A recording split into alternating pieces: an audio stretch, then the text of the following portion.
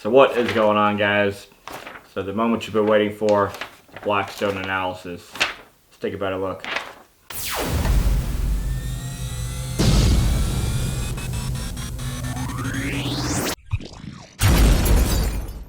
Alright, so I guess you could say I've been away on a little hiatus. I think that's what you call that, hiatus. Take a little leave.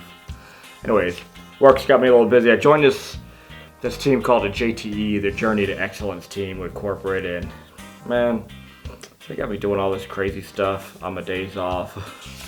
So it's really hard for me to even make videos, but try and do what I can. Alright, let's get to it. So what is Blackstone Laboratories? They do oil analysis for different types of vehicles, pretty much probably any vehicle. And you send it in, give this little container right here. Alright, looks cool. Kind of open it up. It's got a little container, so on and so forth. A couple little instructions, bag, little soaking cushion thing in there in case it spills. But you send it to them within about maybe a week. You get back some analysis. So I guess it's time to read them off. What do we look for? We look for copper and lead in the S65 engine on the rod bearings. That's what they're made of. So if you've got high copper and high lead, it's a tall tale sign that your bearings are failing. What is the average here? Just kind of read it off. I'm not going to worry about you reading any other crap off, alright, except for maybe what they told me and stuff like that. What we're looking for in universal averages for copper, we have a 2. Lead, we have an 8. I don't know if this is measured in particles. I don't think it's particles. I think it's some sort of like whatever. Alright, but it spits out your unit location average, pretty much what I have in my car. And I'll say this, the copper, I'm looking for 2 or below. I have 4. I have double the limit of copper. For lead, I'm looking for 8. I have 29. I have nearly 4 times as much, about 3.5 times as much lead in my car than the universal average does on all the other cars. So, what does that tell me? Time to get them changed. I mean, it's really that simple. And can I tell anything right now? Let me tell you what I can feel in the car. I feel a slight vibration. If you ever had a drive shaft universal joint go bad, that's what it feels like. And BMW doesn't really use so much as a universal joint. They use like a flex disc.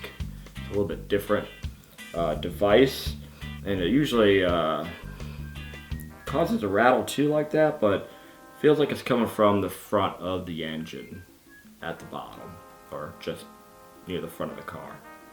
So I got to call a shop probably tomorrow, maybe try to schedule it next week. I don't know, because I got to go back out of town again. This will be for, I think, the 5th time so far this year. So, but it is what it is. Work calls, got to pay the bills, right? So, but that is our analysis right here. So let's see what they said. Michael, lead is pretty high in this sample, and that can show bearing wear in this engine. An all too common concern for S65 owners. Yes, we know that. You know, if you need to be aware of that when you buy the car.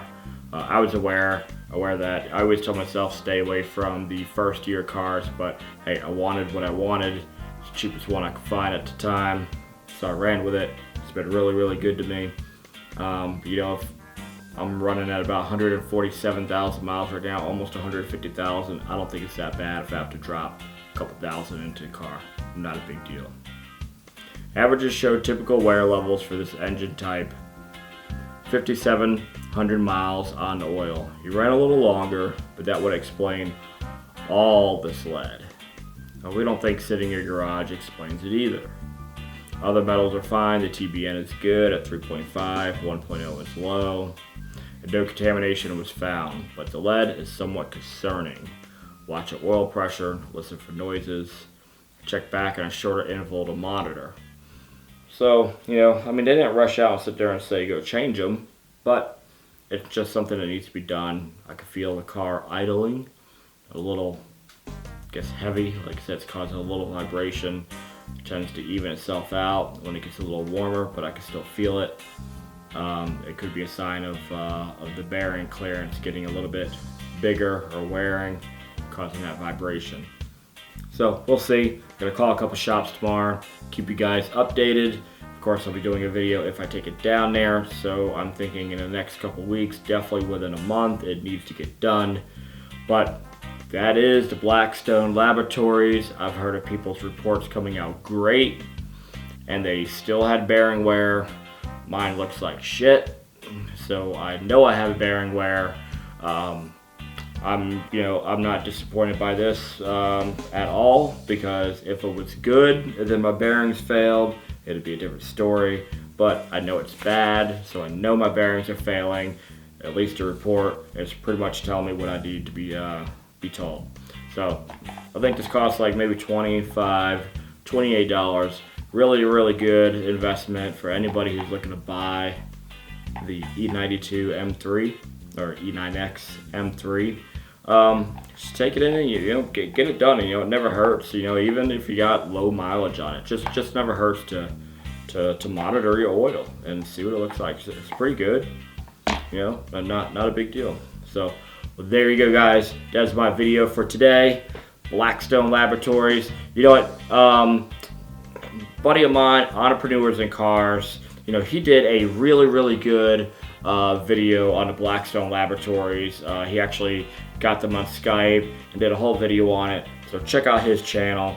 I'll put a link in the description because it's really good, informative information. I even posted it on the forums also. So, alright guys, till next time, take care. See you later.